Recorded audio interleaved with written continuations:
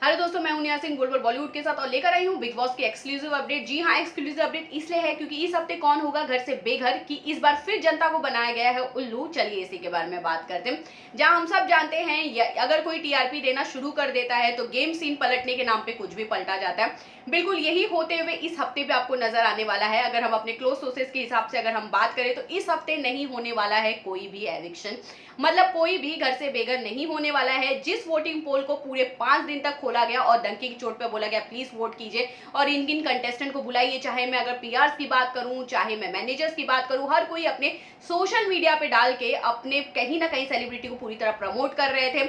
वहीं अगर मैं कलर्स की भी बात करूं तो वो अपने भी इंस्टा और हर जगह डाल के इस चीज को प्रमोट कर रहे थे। वहीं फाइनली अगर मैं रिजल्ट की बात करूं तो इस हफ्ते कोई घर से बेघर नहीं होगा।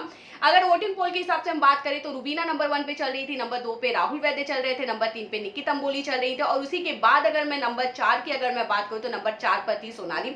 और सोनाली और निक्की तंबोली के बीच में वोटिंग गैप इतना ज्यादा था कि कहीं से भी सोनाली अपने आप को नहीं बचा सकती थी। वहीं अब सोनाली को बचाने के लिए पूरे के पूरे गेम के सीन को पलटा जाएगा। जहां हम सब जानते हैं कुछ दिनों को सोनाली को जब एक टारगेट मिल चुका है कि भैया मुझे अली के साथ अपना एक लव एंगल क्रिएट करना है, क्योंकि जब से वो नॉमिनेट हुई है अलग ही बौखलाई हुई नजर आ रही है, अलग ही अपना गेम खेलने के लिए वो नजर आ रही है। अब उनको ये चीज नहीं फर्क पड़ रहा है कि वो लव एंगल क्रिएट करके शो के अंदर टिकी रहे या किसी को जबरदस्ती का टारगेट करके टिकी रहे।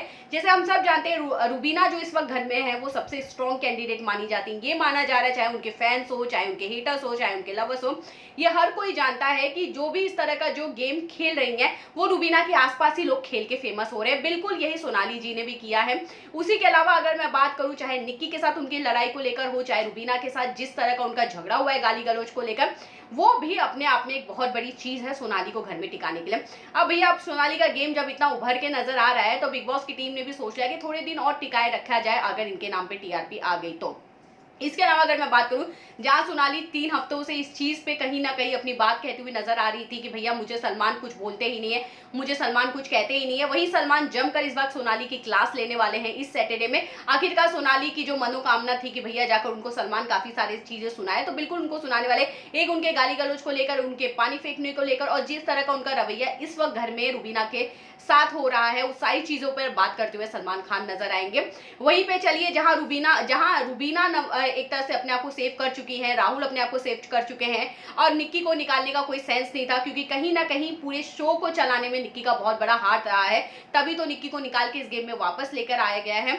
उसी के बाद अगर सोनाली को निकाला इस समय पे जाता था तो कहीं ना कहीं उनकी टीआरपी को जो थोड़े बहुत एक तरह से मैं कह सकती हूँ ग्राफ थोड़ा 1-2 परसेंटेज का ऊपर आया है, वो कहीं ना कहीं लो ना हो जाए। तो कहीं ना कहीं अपने एक तरह से बैकअप की पूरी तरह से कलर्स टीम ने तैयारी कर ली है कि भैया चलिए सोनाली है तो थोड़ा शो चल सकता है। अब देखिए इनके दम पे कितना शो चला जाएगा और कितना नहीं चला जाएगा तो आने वाले वक्त में क्लियर हो जाएगा। पर आप हमें कमेंट करके जरूर ये बात बताइएगा कि आप कितने ज्यादा एक्साइटेड हैं ये आप देखने के लिए कि भैया सोनाली आगे क्या करती है, क्योंकि आप तो घर के अंदर वो टिकी रहेंगी। चलिए आप मुझे जरूर बताइएगा आपको मेरी एक्सक्लूसिव अपडेट कैसी लगी, प्लीज कमेंट करके मेंशन कीजिएगा और बाकी खबरों के लिए बने रहिए बुलबुल बॉलीवुड के साथ।